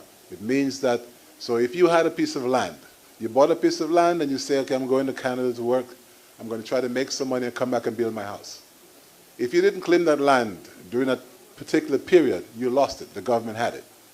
So, as the Minister for Physical Planning and Housing, I recommended to Cabinet that, you know what, we need to look at this thing. It makes no sense that the government is holding a piece of land, whether it's 10,000 square feet or 20,000 square feet, or 5 acres, 10 acres, and it's sitting there, it's bringing nothing to the government, except to say the government owns it. So the idea was to release those lands once you could prove that you had title to it, okay? Release those lands back to you, so as to enable you to use that land. You could secure a mortgage, you could build a house. So that was part of the process. And we thought that if we release the lands, okay, if I give you 10, 20 acres of land that you once owned, or your mother owned it, or your father owned it, I gave it back to you. More than likely what you would do, you would sell part of it to get money to put in infrastructure. As you sell that land, guess what? The government collects vendor's tax. It collects stamp duties. That's money coming in. And also it gives you the ability, okay, to create employment. because you might build something on it, or you might sell part of it and a person might invest in it. So it was a way of developing the economy through the land rectification process. As it relates to the actual construction of homes, Timothy, we also did the Bois de Wage Sites and Services Program, where we totally completed that project. All of the infrastructure was in. We had a list of names, okay, and we were in the process of trying to select suitable candidates, persons who qualified. Obviously, we had more names than we could give lots. So that, okay, was left on the burner. It was left. We lost the election. I don't know what happened to it again. But you're right. From way back as 2009, St. Lucia, there was a 60% deficit in housing in this country. We are way behind. We need more housing. We know of this, the plight of the inner cities and whatnot. It's not just the inner cities, but there is a need for housing. We need to make housing available. Our topography is not the most suitable for housing. So space and land is an issue. So we have to consider what we call multifamily housing, which is what you refer to as the CDCs. We had started the process, and Leclerc was going to be that pilot project. We had started the process. We had made offers to the people. They were starting to move. The current rep for Castries North, Stevenson King, he totally opposed it, and he said, you know, you have to give the people land, blah, blah, blah. And of course, our Prime Minister, then Kenny Anthony, who was concerned and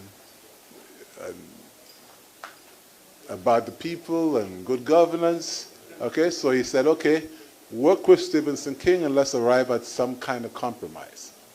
Of course, the demands were very high, and we were not able to meet those type of demands in the space of time that we had, but his demands were, we need to find lands to put all the people. You know what happened? We lost the election, they bulldozed the place, they put things out on the streets, you saw it on TV, okay, but never found one piece of land to give anybody, and that is what they were opposing while we were in government. So I say all of these things to paint the picture that housing is not something that we had forgotten, but it was something we were laying the foundation for us to take off. All right? Thank you very much. Thank you very much, Stanley Felix. And I am saying to the Honorable Alva Baptiste, I give him the podium, and I'm chairing, and he has called somebody else to the podium without consulting me. But you see, it's all okay because it's all to respond to your questions, yes? Power to the people. Thank you so much, Stanley. Let's give him a round of applause again. Our time is running out, but I wish to call back the political leader to address the question on the national broadcasting entity. And then we will have one or two questions before we close. I recognize Christopher Hunt. Yeah, my apologies for not dealing with the Radio St. Lucia issue, right? Basically, Radio St. Lucia, national broadcasting. I don't want to be very long because we have to end, and we want you to deal with these more issues. It was under our government that talk shows got alive. I don't know if you remember that. It's under Labour, there were talk shows. Under Labour, there's IPI, we used IPI, and under Labour, right? And you must recall, and history is something, you see, history is something, you must recall who closed down Radio Caribbean and who closed down Radio Kilibwe. You must remember these things. And you must also understand that before, the news was sanctioned by politicians, not the Labour Party, but then that's for another show. When we return to government, we will relook at the possibility of starting a public broadcasting system and using Radio St. Lucia as the fillip for that. It's something that we have to speak about. We're going to talk to the journalists. We know our policies are not going to be top-down.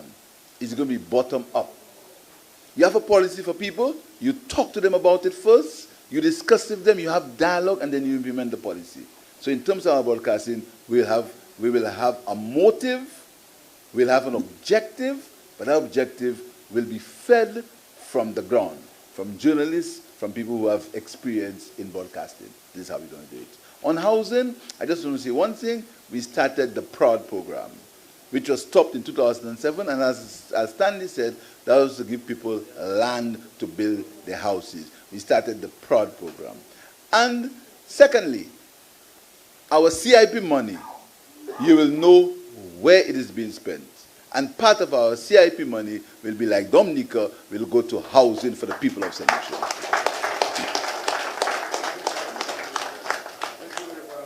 Thank you, political leader. We'll take our last 3 questions. And when I say 3, I mean 3, as in 1, 2, 3 persons, and each person may have 1 or 2 questions. Let's not go beyond into 5 questions. I know Christopher will work with me on that. Good evening, folks. Good evening. I'm the one who complained about hacks coming up and asking questions in the town hall meetings, so I am guilty here now. First of all, I want to make sure that everybody understands I am not a diehard Labour Party supporter or UWP supporter. I never will be. I'm a diehard St. Lucian, plain and simple. I respect the role of both parties, but the electoral landscape has changed, the tactics have changed. People now buy truth and buy minds, and those who watch Cambridge Analytica and follow what's going on in global politics, we have been the guinea pigs.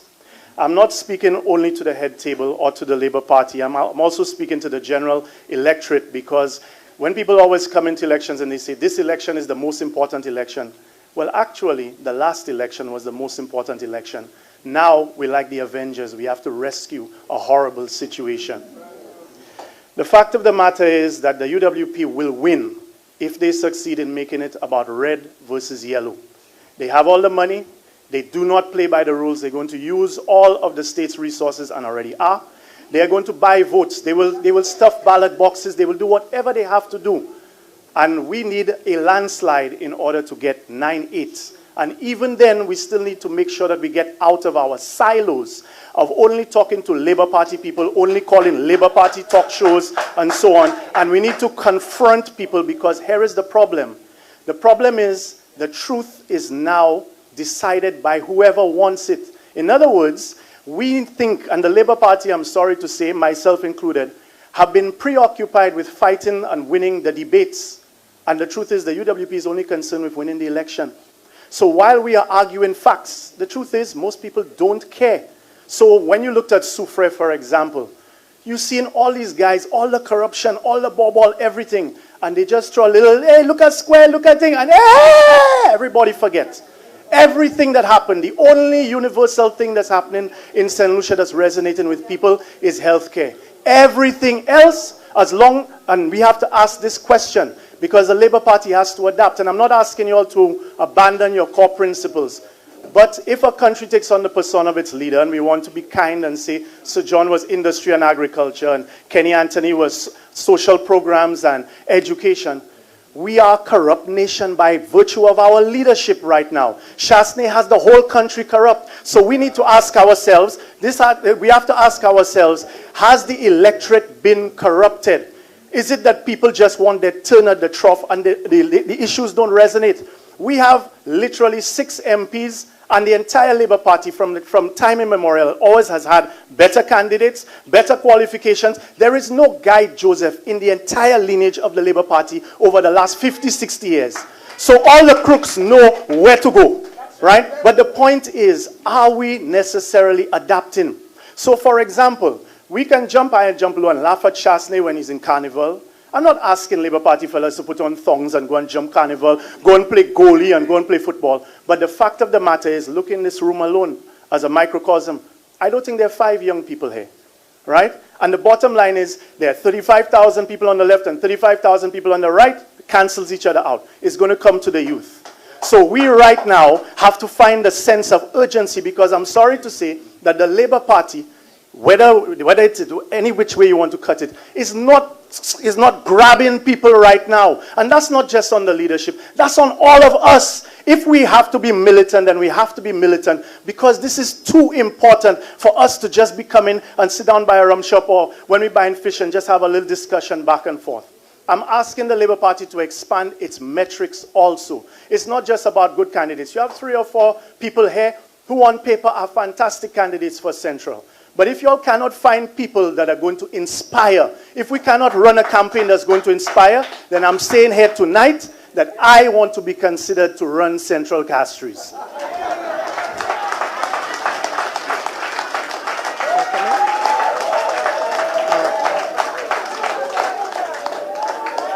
Okay. Thank you very much, Christopher Hunt, and I will call on Dr. Ernest Hilaire will respond, and I think that would be our final question comment for the night. Quite a closing. Dr. Hilaire? The beautiful thing about it, Christopher, is you have your theory, and if I ask everybody to give them their theory, they'll give me a different theory. Because that's the reality of strategy. Everybody believes they know how to win the next election. Yeah? And I enjoy, when I go out with my team, I have a team of guys who go out with me. I enjoy hearing people tell me how we should win the next election. And that's what's so exciting about the democracy. So you have a theory. I agree with some of what you said. I don't agree with some, because I know young people not coming to no town hall meeting. You have to go to young people. So the fact young people not there doesn't mean you don't have contact with young people. So, but I mean, I'm glad you made some valuable suggestions, and like everything else, we listen to it. I hear you want to be a candidate for Castries Central. So I'm sure you know about the process that has to be followed. No more a person than your father helped put in the processes as to how one should become a candidate. So I'm sure you could find out exactly how to become a candidate. And I hope you do better than the last time you went up for elections. Because we have to win Castries Central, and we have to win it big. And you know the important thing, comrade? All of us must work together. All Labour Party soldiers must work together. The people of St. Lucia, because let me tell you, and you're right, there's the right and there's the red and the yellow, and there's the middle. And the middle will probably decide the elections. And St. Lucians have to, with a conscience, review what's happening in this country. St. Lucians must be asked the question, do you agree with the use of NIC funds? Do you agree with the state of healthcare? Do you agree with what they did to education? And we need to ask those questions to St. Lucians and take them along that journey. We need to show them what it is that St. Lucia Labour Party will offer when in government.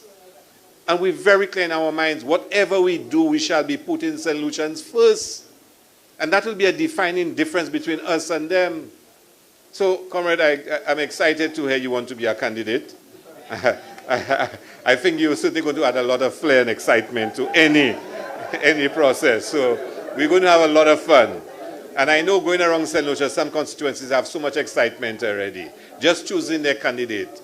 And once we can settle those matters, we are going to make a case to the people of St. Lucia for us to be elected as the next government. And I believe all ideas must come into the pot. So you're always somebody that I have a lot of regard for, especially your thinking as to how to excite the young people. And you're always welcome to come to Castries South and help us connect with the young people. So let me call on the political leader to make closing comments.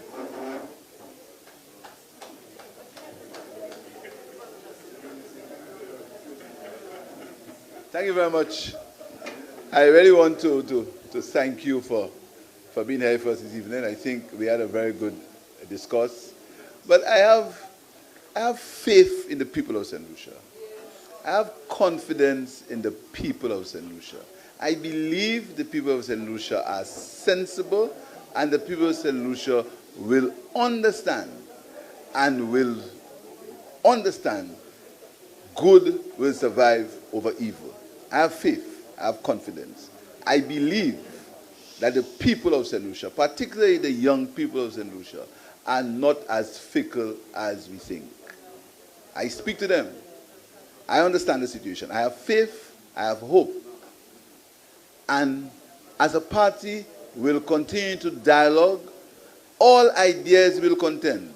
We'll continue to speak to people so we can come to a consensus for a better St. Lucia. I thank you very much.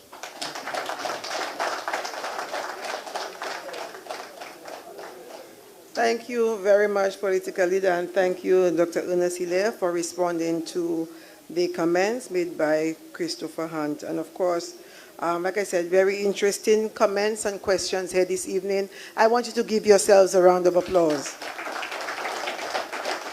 I wish we could have had more time, because I'm sure there are many more questions and comments and clarifications.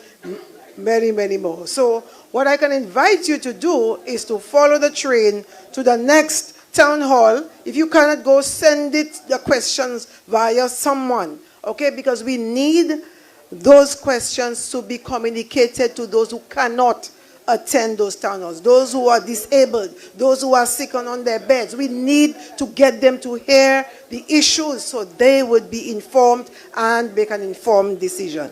But before I do the closing and the thanks, people of St. Lucia, give me 2 minutes or a minute just to say to you that the health situation is critical.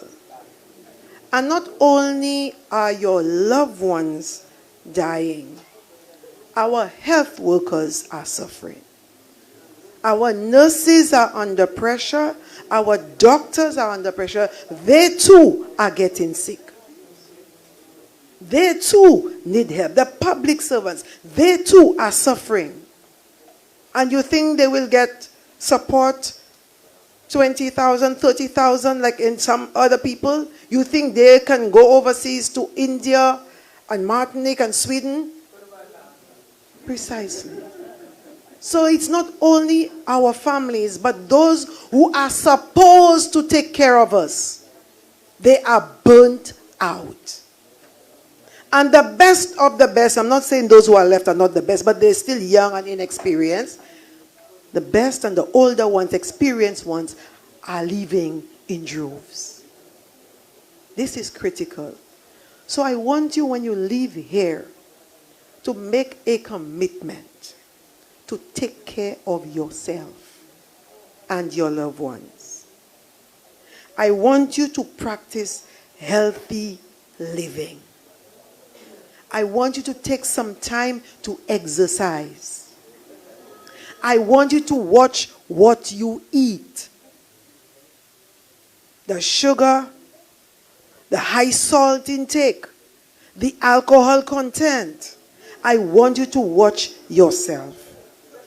I want you to drink a lot of water. It's very hot these days. Stay out of the sun as much as you can. I'm saying as much as you can. Check your blood pressure. Check your blood sugar. Go to the health centers. It's free. Go there and check yourself out. Do not wait for when there is a pain. You are constipated for days and you figure, oh, I'm eating the wrong things. Go and check yourself. And finally, do the checks in terms of the smears, the pap smears for the women, your breast exams, the prostate exams, the men. Go and get those things done because it is critical. You wait too long and you drop. Young people are dying in their 30s, in their 20s, in their 40s. You know, it's us who have to stay to continue working till we 80 something. Because the young ones are going. Okay? Check your health. Ve zafe santé. Okay? 2 minutes up. So as I close here this evening, I want to first thank our panelists, the political leader, Honorable Philip J. Pierre, and Member of Parliament for Castries East, the 5-star General. I want to thank Dr. Ernest Hilaire, who co-chaired with me this evening, Member of Parliament for Castries South, and the President from the Republic of Labrie, who joined us, First Deputy Political Leader, who joined us here this evening as panelists. I want to thank the persons who joined us on social media this evening. Let's give them a round of applause. Social media friends. I think those were the ones Christopher was referring to as well. I want to thank Choice, Mr. Wayne Whitfield and his team around the room, and all other media personnel who are here with us this evening. And I want to thank greatly, in particular, all of you, beautiful, caring, concerned citizens of St. Lucia, wherever you're coming from this evening, that you're sitting in this studio. This is a live studio audience we have here tonight. I want to thank you for coming and for asking questions, for airing your concerns on behalf of your family and your friends. I want you to give yourselves a round of applause. I am not satisfied with that round of applause. I said give yourself a round of applause. Beautiful, beautiful. As you leave here, please.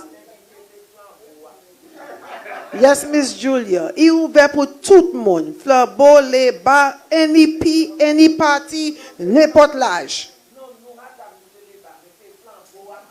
Okay.